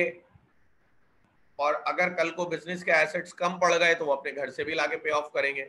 अच्छा, यहाँ पे थर्ड पार्टी को भी एक डिस्क्रिप्शन है कि वो चाहे तो किसी एक पार्टनर से भी रिकवर कर सकती है, लेकिन अगर वो एक पार्टनर से भी रिकवर कर लेगी तो ठीक है, वो कर ले, लेकिन वो पार्टनर फिर बाकी पार्टनर से वो पैसे लेगा। ठीक है, तो थर्ड पार्टी के लिए तो लायबिलिटी इस तरह से, फर्म के एक्ट के लिए लायबिलिटी इस तरह से।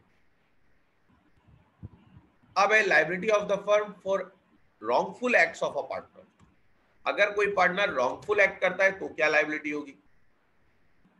रॉन्गफुल एक्ट करता है जिससे कोई नुकसान वगैरह हो जाता है थर्ड पार्टी को या बिजनेस को, जो भी है, क्या होगी। तो ये बात हमने पहले भी पढ़ी है, अगर थर्ड पार्टी को कोई रॉन्गफुल एक्ट है तो तमाम पार्टनर लायबल है। देखें, whereby the wrongful act or omission of a partner acting in the ordinary course of the business of the firm or with the authority of his partner, loss or injury is caused to any third party or any penalties incurred, the firm is liable thereof to the same extent as the partner. ठीक है,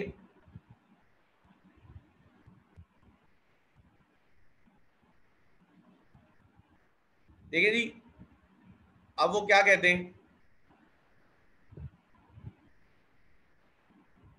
वो कहते हैं कि अगर कोई partner wrongful act करता है जिससे किसी थर्ड पार्टी को लॉस होता है या फर्म को कोई लायबिलिटी बेयर करनी पड़ रही है तो तमाम पार्टनर उसको शेयर करेंगे। ठीक है, तमाम पार्टनर उसको भुगतेंगे। ठीक है, अगर वो पार्टनर ने अथॉरिटी के अंदर अपनी करी या कोई भी रॉन्गफुल एक्ट करा तो पार्टनर्स बर्दाश्त करेंगे, लॉस उसको पे ऑफ करेंगे। लेकिन देखिए, रॉन्गफुल एक्ट कोई भी हो सकता है, आपका टॉल्ट भी हो सकता है, आपका फ्रॉड भी हो सकता है, नेग्लिजेंस भी हो सकती है, कुछ भी हो सकता है। तो याद रखिएगा, जब भी फ्रॉड होगा, आपके पार्टनर ने कोई फ्रॉड करा किसी थर्ड पार्टी का जिससे थर्ड पार्टी को नुकसान हुआ, ठीक है, आपकी फर्म लायबल है और आपकी फर्म उसे पे करेगी, लेकिन आपकी फर्म जो है वो उस गिल्टी पार्टनर से पूरा का पूरा अमाउंट रिकवर करेगी, शेयर नहीं करेगी। ठीक है, अगर फ्रॉड का केस है तो बात इस तरह से होगी। यही बात आगे लिखी है, the wrongful act may be tort, fraud और negligence. It is important to note that although the firm is liable to the third party for loss caused to him by fraud committed by a partner, but as between the partners, as per section 10, the same must be borne by partner committing the fraud and cannot be shared among all the partners. Of course, in the case of loss caused by tort or negligence of any partner, all partners are liable inter se in their profit sharing ratio, and the firm is liable to the third party as it is liable in the case of fraud. फर्क सिर्फ इतना है, wrongful act जब भी होगा, आसान सी बात है याद रखने की, तो फर्म लायबल होगी, पार्टनर शेयर करेंगे। लेकिन अगर वो रॉन्गफुल एक्ट फ्रॉड के तहत हुआ होगा तो फर्म लायबल होगी, लेकिन वो तमाम अमाउंट फर्म गिल्टी पार्टनर से रिकवर करेगी only in case of fraud, ठीक है, वरना वो तमाम शेयरिंग पे होंगे। फिर इसके बाद तीसरी कैटेगरी हमारे पास आती है liability of the firm for misapplication by a partner, where a partner acting within his apparent authority receives money or property from a third party and misapplies it, or a firm in the course of its business receives money or property from third party and the same is misapplied by any of the partner while it is in the custody of the firm is liable to make good the loss. Under this section, it has been recognized that the firm must be treated as receiving what any partner received in the ordinary course of business of the firm. Accordingly, if any partner misappropriate any money or property which he might have received either in payment or debt or as a loan on account of the firm, the third party can make the firm of any partner liable for the same. देखिए जी, जब भी आपको कोई payment आती है ना, तो उसका मतलब होता है उसको अप्लाई करना, ठीक है, उसकी एप्लीकेशन करना। फॉर एग्जाम्पल, आपने किसी को गुड्स क्रेडिट पे दी थी 6-7, आपने पढ़ा था ना एप्रोप्रिएशन ऑफ पेमेंट, वहां पे हमने यही कहा था कि भाई जब हमारे पास अमाउंट आता है, रिसीव होता है डेट, तो हम उसको अप्लाई करते हैं, ठीक है। तो देखें, अगर कोई भी पार्टनर कोई भी अमाउंट जो है, क्योंकि हमने यहाँ पे इम्प्लाइड अथॉरिटी में भी पढ़ा है कि पार्टनर जो है वो अमाउंट वगैरह रिसीव कर सकता है और वैलिड रिसिप्ट भी दे सकता है, ठीक है, ये हमने अभी देखा है इम्प्लाइड अथॉरिटी। तो कोई भी पार्टनर अगर अपनी अथॉरिटी के अंदर रहते हुए किसी थर्ड पार्टी से कोई अमाउंट ले ले और उसको मिस अप्लाई कर दे, या एक फर्म के नॉर्मल कोर्स ऑफ बिजनेस में कोई अमाउंट रिसीव हो रहा है और वो आपने मिस अप्लाई कर दिया, गलत एप्लीकेशन कर दी उसकी, तो थर्ड पार्टी के लायबल है। फॉर एग्जांपल, आपने कासिम साहब से पैसे लेके जमील साहब के अकाउंट में डाल दिए, ठीक है, जमील साहब का डेट कम कर दिया, तो आप कासिम साहब के लिए लायबल है, जरूरी है आप रिकंसिलेशन वगैरह करें। या आपने कोई लोन लिया और वो लोन गलत यूज हो गया, आपने यूज ही गलत कर दिया कि आपसे वो पैसे जाया होगा, तब भी आप थर्ड पार्टी के लिए लायबल रहेंगे, ठीक है, तो तब भी आप थर्ड पार्टी के लिए लायबल रहेंगे। अगर कोई भी आप मिस एप्लीकेशन भी करते हैं तो भी आप थर्ड, पूरी जो आपकी फर्म है वो लायबल हो जाती है। जैसे कि 2 एग्जांपल मैंने दी कि आपने इनवॉइस रिसीव करी लेकिन आपने गलत अप्लाई कर दी उसकी पेमेंट, कासिम साहब की जगह जमील साहब को के अकाउंट को कम कर दिया, तो कासिम साहब का अकाउंट खड़ा रहा। अब कासिम साहब बाद में आएंगे, बोलेंगे मैंने तो पेमेंट कर दी थी फला पार्टनर को, या आपने कम क्यों नहीं करा, या पार्टनर ने पेमेंट ली और पार्टनर ने उसको रिसीव करके अप्लाई नहीं करा, आपका डेट कम नहीं करा, ठीक है, तो भी थर्ड पार्टी के उसमें आप आ जाएंगे, ठीक है, लाइबिलिटी में आ जाएंगे। तो ये तमाम बातें इसमें होती हैं। फिर इसके बाद है इनकमिंग एंड आउटगोइंग पार्टनर।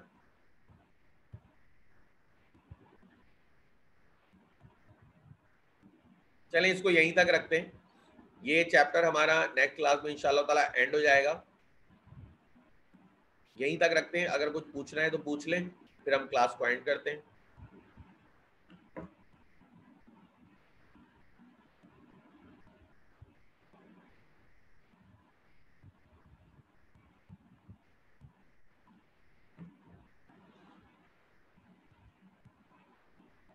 हाँ, टेस्ट मैं आपको शाम में सेंड करूंगा व्हाट्सएप पे, आप लोग मुझे मैसेज कर दिएगा, ठीक है, तो मैं आपको टेस्ट सेंड कर दूंगा।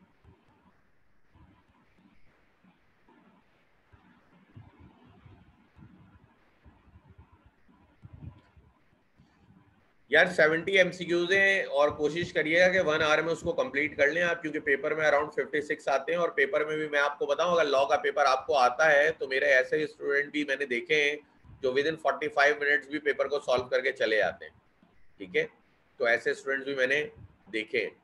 और अगर नहीं आता तो वो पूरे आपके 2.25 घंटे 2.5 घंटे जो पेपर के होते हैं वो पूरे फिर आपका बैठना फजूल होता है, क्योंकि लॉ में आप कोशिश कर लिएगा जो भी, लेकिन इतनी आराम से लॉ में अंधियाँ लगती नहीं है, क्योंकि लॉ में अपने पास से लिखने वाली चीज़ें होती नहीं है। हाँ, पेपर में 56 होते हैं मुझे पता है, लेकिन मैं 70 देता हूँ, क्योंकि पेपर के थोड़े अलग हिसाब है, वहाँ पे प्रेशर ज़्यादा होता है, ये आपने घर में बैठ के करना है। कोशिश करिएगा 1 घंटे में इसको सॉल्व कर लें, 1 घंटा या 2 घंटे में आप सॉल्व कर लें, 2 घंटे में आप कर लीजिएगा, क्योंकि पेपर में 56 में आप वो जो प्रेशर का टाइम होता है ना पेपर एग्जामिनेशन हॉल का, वो भी तो अलग कर देना, इसलिए वो 56 है। मैंने इसलिए 70 करें क्योंकि आप घर में रिलैक्स एनवायरनमेंट में करेंगे, आपके ऊपर एग्जाम प्रेशर नहीं है, तो इसलिए मैंने थोड़े 70 कर दिए वो, तो वो इजीली अचीवेबल है, आराम से हो जाते हैं। ठीक है जी, चलें जी, अल्लाह हाफिज, यहीं तक रखते हैं।